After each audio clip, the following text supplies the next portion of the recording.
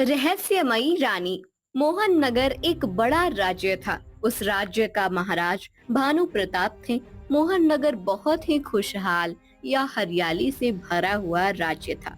उस राज्य में किसी भी चीज की कोई कमी नहीं थी। राज्य की प्रजा महाराज भानु प्रताप को दिल से अपना राजा मानती थी। राजा प्रजा की सारी परेशानियों को दूर करता था।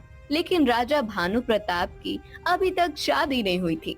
राजा को तरह तरह के राज्यों से शादी के लिए रिश्ते आते हैं, लेकिन उसमें से कोई भी राजकुमारी उनको पसंद नहीं आती है। एक दिन राजा अपने बगीचे में आराम फरमा रहे थे।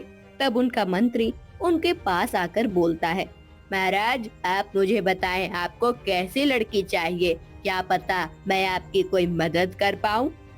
मंत्री जी, हमें एक ऐसी लड़की चाहिए जिसे मेरे दौलत से प्रेम ना हो। वो प्रजा की अच्छे से पालन पोषण करे, प्रजा को अपने परिवार की तरह समझे, या वो दयावान हो। महाराज, ऐसी राजकुमारी तो आपको खुद ही ढूंढनी पड़ेगी। ठीक है मंत्री जी, मैं ऐसी ही राजकुमारी खुद ही ढूंढ कर रहूंगा और उसी से विवाह करूंगा जो मेरे प्रजा के बारे में ज्यादा सोचे। अगली सुबह राजा ने अपना भेष बदल लिया था और अपनी शादी के लिए लड़की खोजने के लिए निकल पड़े। और फिर राजा कई राजकुमारियों से मिले, लेकिन उनमें कोई न कोई कमी मिलती बार बार।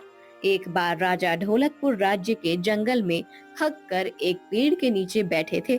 तब उनके सामने एक सुंदर सी लड़की देखी जो जंगल के जानवरों के साथ बहुत ही प्यार से खेल रही थी। उस लड़की के गोद में हिरन का बच्चा और उसकी आसपास चिड़िया और पानी थे, जिसको देखकर राजा बहुत ही मोहित हो गया और सोचने लगा, जिसको ढूंढ रहा हूँ वह कहीं, हाँ, जिसको ढूंढ रहा हूँ कहीं वो वही राजकुमारी तो नहीं मेरे लिए। मुझे उसके पास जाकर पूछना चाहिए। राजा उस लड़के के पास जाता है और उससे पूछता है, हे देवी, मैं मोहन नगर का राजा हूँ। मुझे आपको देखकर बहुत ही प्रेम भावना जग गई है। मैं तुमसे विवाह करना चाहता हूँ। क्या तुम मुझसे विवाह करोगी? नहीं महाराज, मैं आपसे विवाह नहीं कर सकती। मैं अपने पिता की बात मानती हूँ। आपको मेरे विवाह के लिए मेरे पिता से बात करनी पड़ेगी। राजा उनकी बात सुनकर बहुत ही प्रसन्न होता है और मन में सोचता है कि हाँ, इसको मेरे राज्य का धन से प्यार नहीं है। और फिर सुंदर लड़की वहाँ से चली जाती है।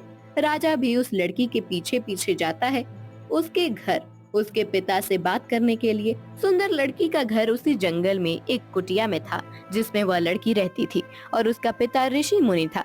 लड़की की माता उसके जन्म लेते ही गुजर गई थी। तब से उसका पालन पोषण उसका पिता ने ही किया था। और फिर राजा लड़की के घर पहुंच जाता है। ऋषि मुनि जी, आपको मेरा नमस्कार। मैं मोहनपुर राज्य का राजा हूँ और मुझे अपने राज्य के लिए एक रानी की जरूरत है। मैं कई दिनों से उसकी खोज कर रहा हूँ, लेकिन आपकी बेटी के जैसे गुण हैं वो किसी में नहीं मिले मुझे। आपकी बेटी को देखकर मैं मोहित हो गया हूँ। उसमें वह सारे रानी के गुण हैं जो एक राज्य को चाहिए होता है और मैं उनसे विवाह करना चाहता हूँ। महाराज, अगर आपको हमारी बेटी पसंद है तो हमें आपके फैसले से कोई ऐतराज नहीं है। महाराज, आपसे विवाह करना मंजूर है हमें, लेकिन मेरी 3 शर्तें पूरी करनी पड़ेंगी। देवी, हम आपकी सारे शर्तें मानने के लिए तैयार हैं। आप अपनी शर्तें बताइए।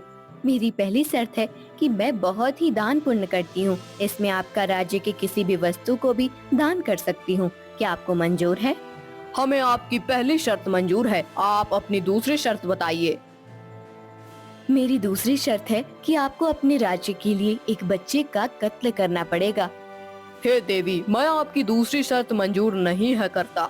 हे देवी, मुझे आपकी दूसरी शर्त बिल्कुल भी मंजूर नहीं है। चाहे आप हमसे विवाह करें या ना करें, प्रजा मेरे लिए मेरे परिवार के जैसी है। मैं अपनी प्रजा में किसी भी तरह की कोई भी हत्या नहीं कर सकता।